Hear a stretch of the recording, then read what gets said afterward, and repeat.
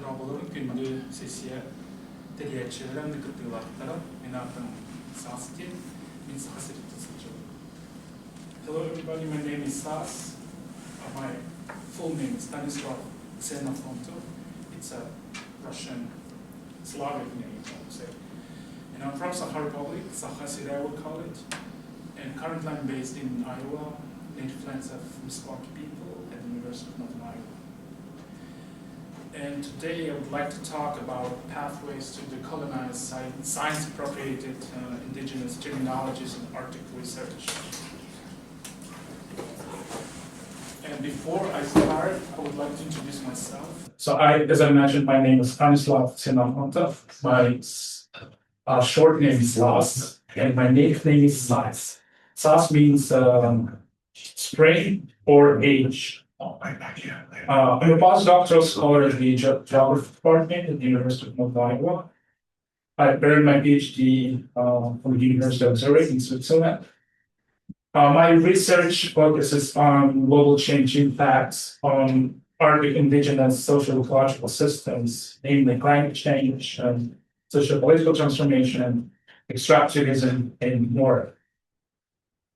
In my research, I also aim to decolonize Western science and bring indigenous ways of being and knowing. I love traveling, listening blogs, listening to music, and playing a traditional instrument called mus or mouth harp. Next, please. So I come from Sakha People, as we call our homeland, the homeland of Sakha, Evenki, Eveni, Chukchi, Dolgans, and Yukagin people. Sakha People, formerly known as Sakha Republic, as you can see on this map, is the largest region in Northeastern Siberia. It occupies a territory of 3 million square kilometers with a diversity of biomes, flora and fauna, as well as traditional cultures. North of the region is covered by tundra and tundra forest, while south, east, and west are characterized by taiga forest. Most of the area lies on the permafrost with a depth ranging from 300 to 1,500 meters. And this presentation addresses Alas, a Sakha traditional space, and therefore will focus on Sakha people. Sakha, like myself, are Turkic-speaking people who have been inhabiting the Republic for centuries. The population of Sakha people is 470,000 people. For centuries, the main traditional activity of Sakha relying on Alasas has been cattle and horse breeding. Next, please. Horse is one of the main inhabitants of Alas. A horse is an important relative for us and helps us in our livelihoods as a food, transportation, clothing, medicine, cultural and spiritual well-being. Sometimes we call ourselves Jahagay or which means children of the horse, where Jahagay is a horse. It is one of the major deities to which we pray, and we call it Jahagay ID. Next, please. The bull is also a spiritual animal to live in Alas. Jil Oha, for the bull of winter, is a personified white bull with blue spots, big horns, and cold breath, who arrives at Sakha People in early December and holds cold temperatures until late February. It is believed that with the bull's each horn and head's loss, the warm spring advances closer. Therefore, Alas is located in the center of Sakha livelihoods and cosmologies. Next, please. I would like also to talk about the epistemic violence as an introduction and context of this presentation. As I mentioned in the introduction, the official name of our homeland is the Republic of Sakha. And in brackets, usually, we also have Yakutia. Yakutia is a colonial exonym for our land, even by Russian colonizers, which is still used by local people and which presents an epistemic violence. And in many papers, you can also see in scientific papers, you can see how Western scientists use this word Yakutia, exotic Yakutia. And we try to decolonize that, and we should, to decolonize ourselves, we should decolonize our minds and stop using this exotic. Next, please. Another epistemic violence posed by colonial structures and used by researchers is the categorization of indigenous people. This categorization was constructed by the Russian state into small number and titular nations. According to the Russian legislation, legally only people numbering less than 50,000 people can be considered indigenous. So larger groups such as Sakha are not legally recognized. And therefore, we see such papers where indigenous and Sakha are divided into indigenous and non-indigenous or residents, as you can see from this paper snapshot. Next, please. So this map represents this categorization of indigenous people into small number of indigenous people who are legally recognized, and as you can see, larger indigenous groups are not represented in this map. Next, please. Okay, let's talk about research as a tool of colonization. Indigenous people, indigenous knowledge, and indigenous homelands have been used as a tool of colonization for centuries. From indigenous people's perspective, research as practice has been linked with colonialism. Historically, research conducted on indigenous communities has often been exploitative, with researchers from dominant cultures extracting knowledge without adequately considering the perspectives and agency of indigenous. Next, please. The need for the decolonization of research has recently become one of the most discussed issues in indigenous science, especially among the rising generation of indigenous scholars actively advocating for decolonized research practices. The process of decolonization requires the development of new research approaches and methodologies that actively challenge the dominant Western perspectives in research, prioritizing the inclusion of marginalized voices and indigenous knowledge systems rather than perpetuating colonial power dynamics. The process of decolonization allows indigenous research to liberate from Western-centric research methodologies and epistemologies, enabling indigenous communities to center their own knowledge systems and perspectives in research practices, instead of being solely defined by Western frameworks and power structures. Next, please. The process of decolonizing and indigenizing politic research has gained ground over the last years. Indigenizing research involves the inclusion of indigenous ways of knowing and being in research and the resurgence of indigenous cultures, and is about seeking social and cognitive justice for indigenous peoples. Indigenous knowledge is acknowledged as part of a complex system that arises from indigenous cosmologies and is based on indigenous epistemologies. Understanding these cultural contexts is crucial for meaningful knowledge co-production, which is always place-based. Next, please. Many Western scientists utilized and still utilize indigenous knowledge in their research inappropriately. History of scientific uses of the term alas can serve as an example of existing wrongdoings of Western science-based knowledge system of human nature relations and how indigenous and place-based understandings of alas should lead future research.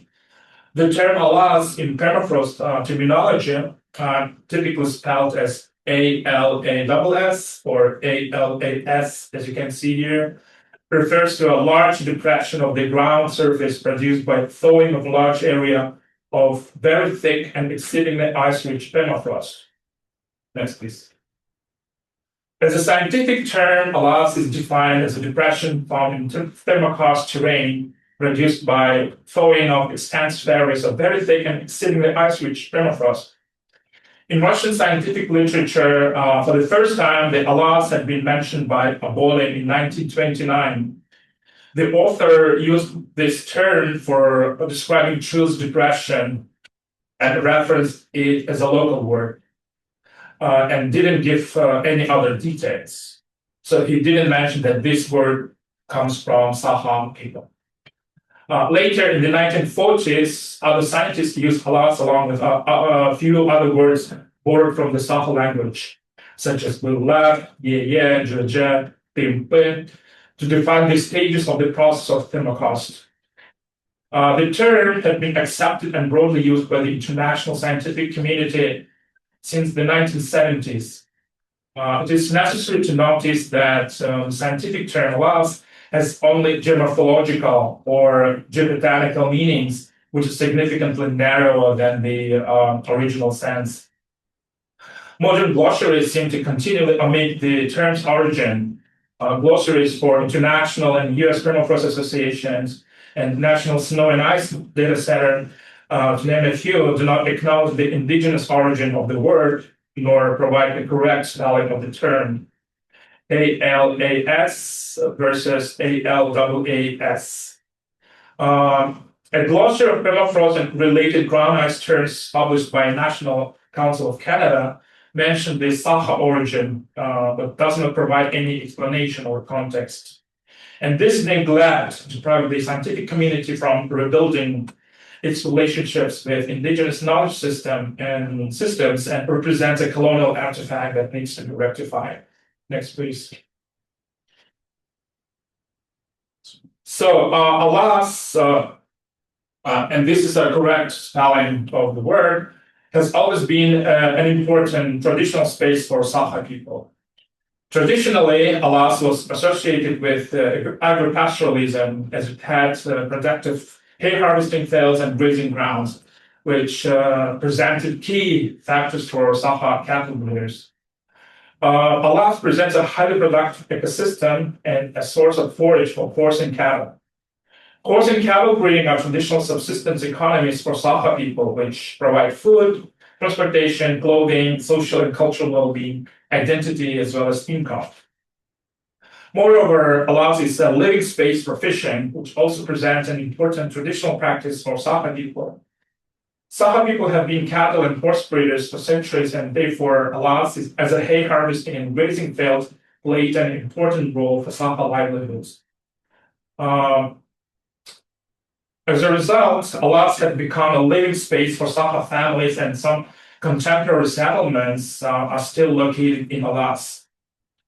Mainly being an agricultural landscape, Alas was also a suitable place for hunting, fishing, and gathering, as it was rich in nature's gifts, including fish, animals, waterfalls, berries, and mushrooms. However, Alas was not only a utilitarian place, but also, and most importantly, a spiritual and sacred space with Ichi, or spirits, more than human beings, animate and inanimate. Next, please. Alas, similarly to humans, has body parts such as Sihil or valley crown. It's an upper point of Alas. Alas Bulara, or liver of Alas. Middle point of Alas. Alas Ababa, or legs of Alas. Lower point of Alas. Furthermore, many Alases are personified and given titles and names. For example, Toyan Mürün, Lord Mürün, Hotun Tönürün, Mistress Tönürün, Wall Tabaga, Tabaga Boy, Kız Hanga, a Hanga girl. Many Alases are regarded as sacred because of archaeological sites, burial grounds, shaman graves, and petah, or abandoned huts, where people should be quiet and respectful. It is believed that if somebody disturbs local Ichi, or spirit, and especially shamans Ichi, then it might evoke their anger, and the consequences might be dangerous. Alas is an important cultural landscape which helps to construct or reconstruct and retain ethnic identity of Sakha people, as many Sakha associate Alas with their homeland, birthplace, and source of origin. Next, please. Alas has experienced significant transformations in time and space. Sedentarization, collectivization, consolidation of small settlements, establishment of совхозes or collective farms in the Soviet Union, as well as the process of decollectivization in the 1990s, resulted in the abandonment of many Alases. Over time, the number of deserted places with old Alas constructions, with leaning serge, former sovkhoz structures, and remnants of aged houses had increased. Next, please. Cattle and horse breeding, as I mentioned, is continuing to decline these days due to climate change and high expenses. Hay harvesting fields are oftentimes waterlogged as a result of permafrost fall, and many households discontinue practicing cattle breeding. Therefore, Alas may have lost its previous practical and economic meaning, and hence to be used largely as a cultural, spiritual, and identity reconstruction space in the contemporary context of climate change, market economy, urbanization, and globalization. Next, please. Similarly to Alas, Inuit term bingo has been utilized by Western scientists without a cultural attachment and meaning. Bingo is inter-permafrost ice-cored hills, typically conical in shape, that can grow and persist only in a permafrost environment. For Inuit people, bingo constitutes a navigational high place to identify caribou, or reindeer, in the tundra, and whales offshore from atop. Moreover, Inuit bingo is not only a scientific term and geomorphological formation, but it is a land with cultural values and history, which collectively create a rich, undervalued cultural landscape. The term was borrowed from the Inuit and introduced to a wider academic community in 1938 by the Arctic botanist Alf Evelyn Borsselt. Another example is Hasirei.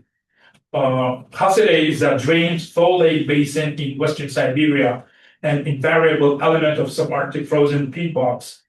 Nenets, indigenous Nenets reindeer herders utilize Hasirei as a source of drinking water because it is cleaner there and doesn't have any bad odor, especially in winter. And in summer, Hasireis are used as reindeer hiding spots from the sun because of lush vegetation and proximity to water.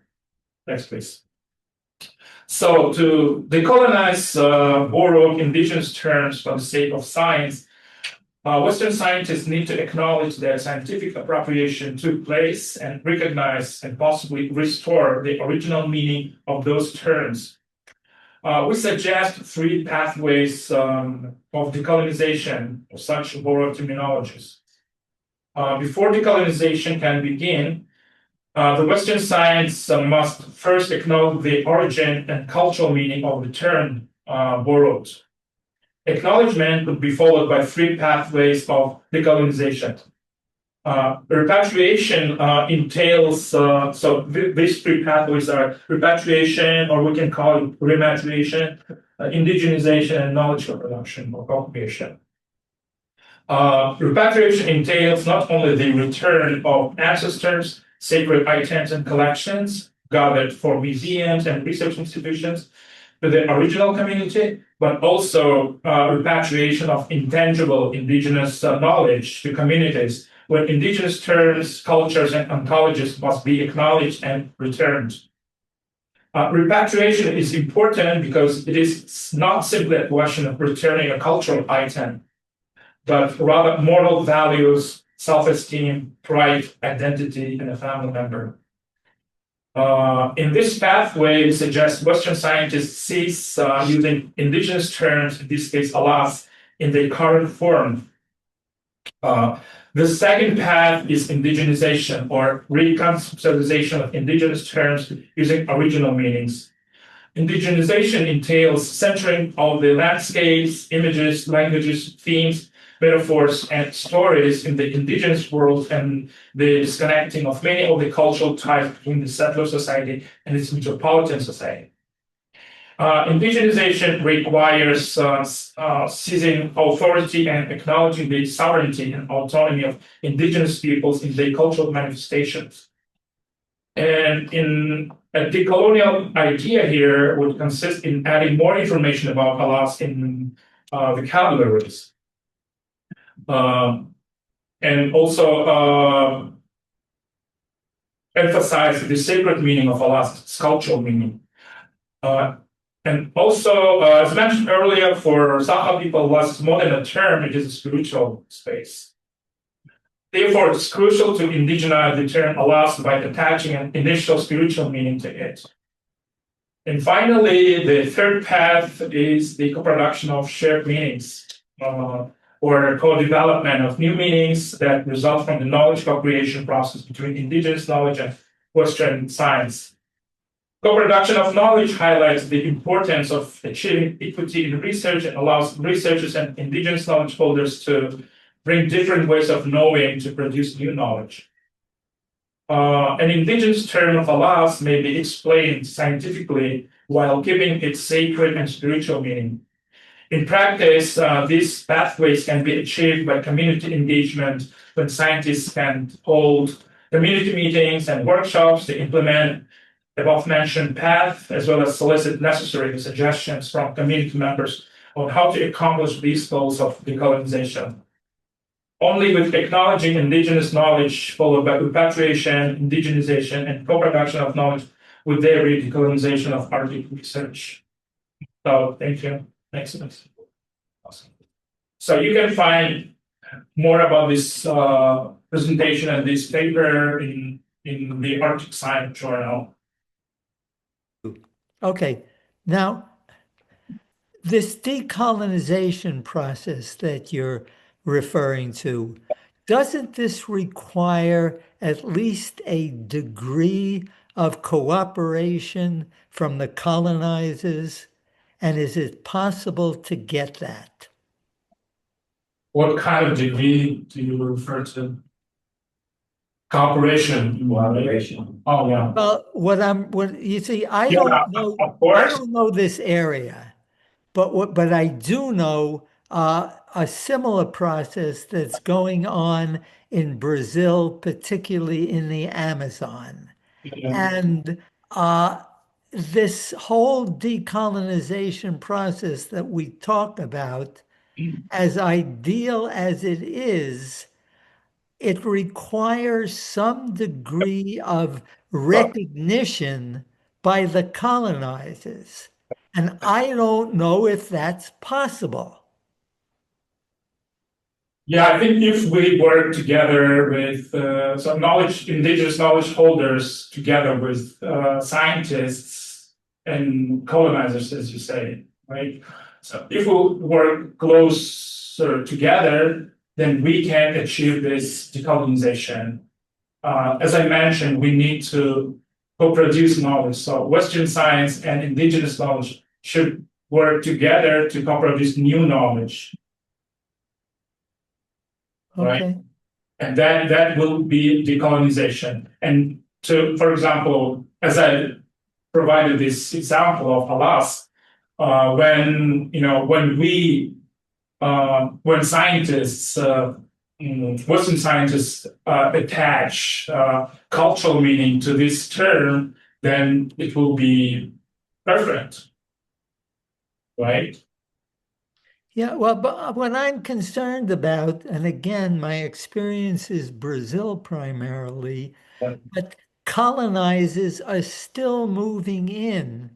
And even when scientists support and collaborate with indigenous people, the settlers don't care about it. They want to tear down the environment, transfer it into private property, and profit from it. Yeah, that's unfortunate. Same is happening in Russia, so they don't care about indigenous knowledge systems, cultures, cosmologies, and so on. And they work only for profits, and they extract resources, they extract knowledge, but in ideally, of course, we need to cooperate together with colonizers to produce new knowledge, to co-create new knowledge, indigenous, and so it's sort of braiding knowledge, braiding Western and indigenous knowledge. And I saw in the program we have this two-eyed seeing when Western science and indigenous knowledge are used to co-create new knowledge. Did I answer your question? Well, yeah, as best as you can. Thanks. Thank you for your question. It's like Dr. Zabrova says, the only capital really is currency. It's money. Yeah. And that seems to rule everything. Yeah, Underlying definitely. everything. I had a question. This is the first time I've heard of a way of diminishing indigenous population by population growth. So what happens in Russia is it doesn't allow for indigenous population growth, because if you get to a certain number of people, then all of a sudden you have grown yourself out of indigeneity. And I've never heard of that before. I've heard of other things, but that's kind of interesting. But we haven't had that issue before. I mean, we have all these indigenous groups that are less than 50,000. They never overgrown their population. So they're still under 50,000, Right. and they are indigenous. But people who are more than 50,000, like Sakha, then it's Komi or others, Buryat, Tuva, they are more than 100,000, and they are not legally recognized as indigenous, and they don't have land rights, for example. Fishing rights are limited, or hunting rights are limited. So a group like the Sami, Yeah. they have been increasing in population size. I don't know what their population is now, but they're still considered indigenous. Yeah, I mean, total population of Sami, if I'm not wrong, it's like more than 200,000 Yeah, in 4 countries. in 4 countries, yeah. Yes. And I don't But know in what's Russia, they are less than 50,000. Okay. Differ slightly, and I would be curious of your thoughts slightly about that statement that capital is money, because you may recall Frederick Douglass' statement that power concedes nothing without a struggle. And that's not just rhetoric, that's true. People don't just give you what you want. And I think he embellished that a little bit, saying, but they will respect what you do.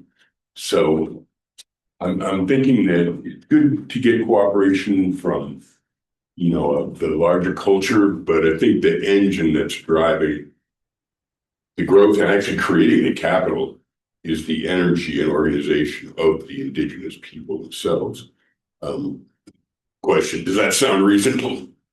The capital. In other words, money is not really capital, Yeah. because it's produced by labor, I'm referring to Mr. Marx. And labor has to be organized, and that falls to whomever. It could be the exploiter, it could be the people who are initiating or trying to fulfill their vision. And I'm just saying, would you agree that the locus of control and the probability of success really It needs to be controlled by colonizers? by the indigenous people? They've got to set the terms. Yeah. And it's going to be a struggle. It's not just going to be, well, here, yeah, you're right, I'll give it to you. But unfortunately, in Russia, the context and the conditions and reality is different.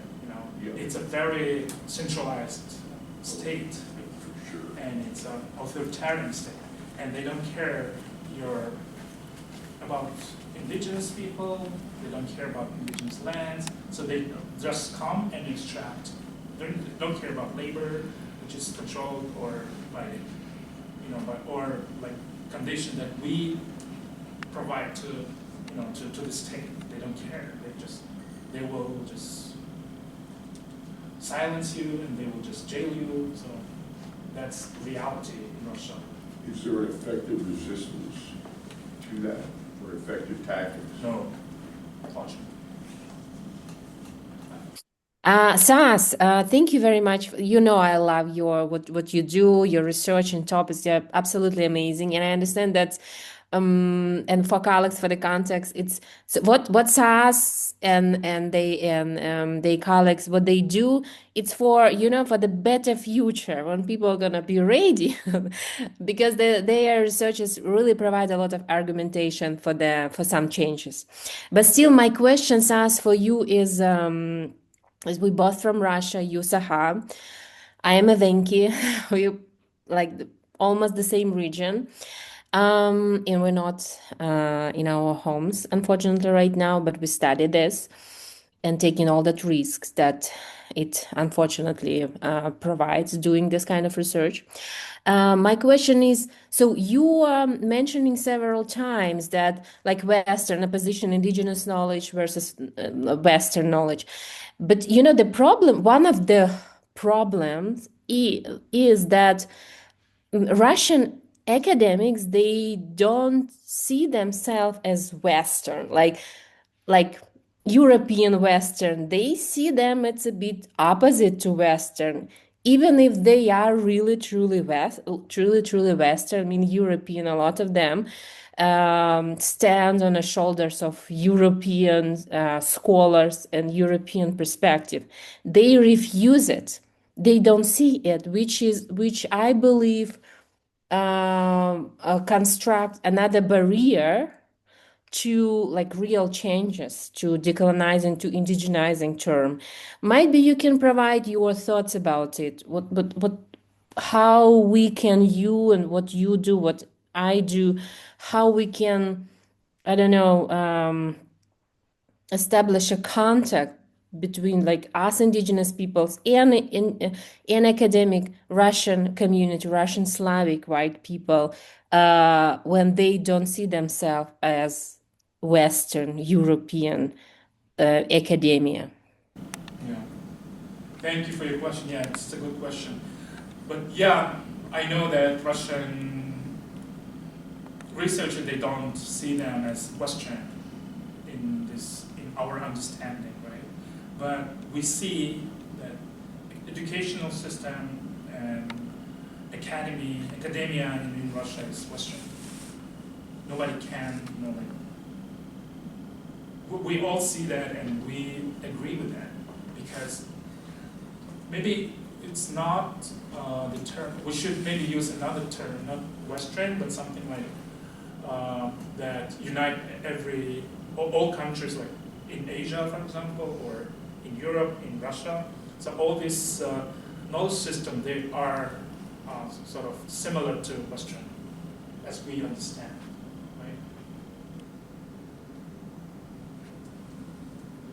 I mean, comparatively to indigenous knowledge, which is so different, which is based on ontologies, on cosmologies, on culture, traditions, and so on.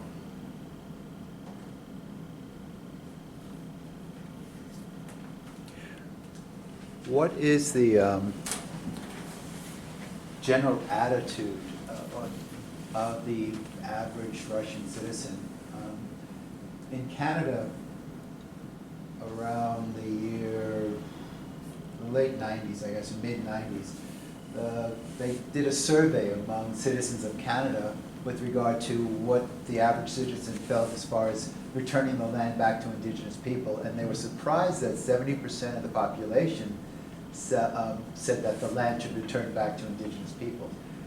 That totally caught the government off guard. So I was wondering, because historically, settlers really have controlled the ground climate, I guess we call it that.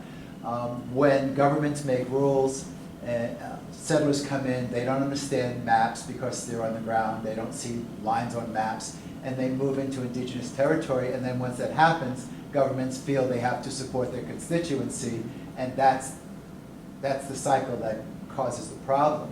So when the citizens in Canada said this, gave their opinion, that really had an impact on the government, but I'm curious about how that stands with the Russian population. Yeah. So, the Russian state did great work, great job in terms of assimilation. And a lot of indigenous people, I mean, majority of indigenous people in Russia, they perceive themselves as Russians. So they are part of the dominant society. So although many indigenous people, they speak their own languages, they have their own culture and so on, but identically, I mean, in terms of identity, they perceive themselves as Russians.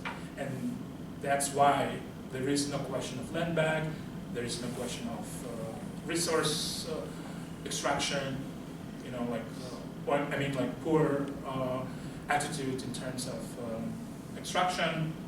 And yeah, I mean, so many people, indigenous, and only a few people probably would be against that government and against all these oppressive activities, practices. So yeah, and I think the Russians and it still continues to oppressing and to assimilating by all these regulations. For example, today we have, for example, less and less native languages classes. Mm-hmm. So if we had like 3-4 classes per week, now we have only one. So it is like assimilating day by day, year by year. So that's a good segue for my next question. We are 4 years into the United Nations Declaration of the Decade of Indigenous Languages. In some countries, like Australia,